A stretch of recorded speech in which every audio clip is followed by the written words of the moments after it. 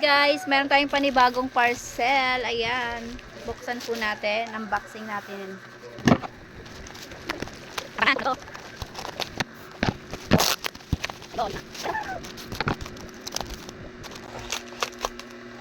Ayun guys. Ito po ay balot.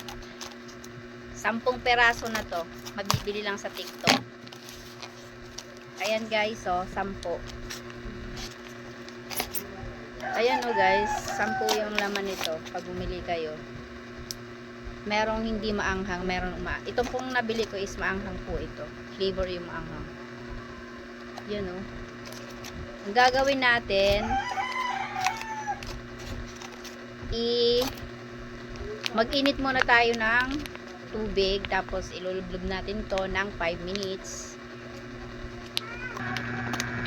So ito sa usawan guys. Ito try namin kung legit.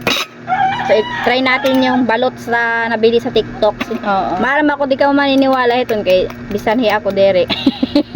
Nga may mabibili nga balot sa TikTok. Nahamot. Tapos lagay ng suka. 10 pieces na po ito pag mag-order po kamo. Pero nahiyagi makatapas. Grabe oy. Yan oh. Parang bata pa no? Sarap.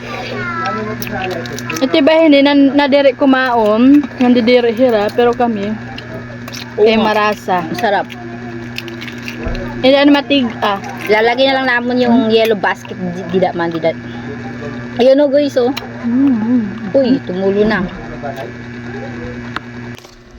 So, umpisahan na po natin. Lalagay ko po yung yellow basket dito sa gilid. Diyan nyo na lang po kayo mag-order. Thank you so much!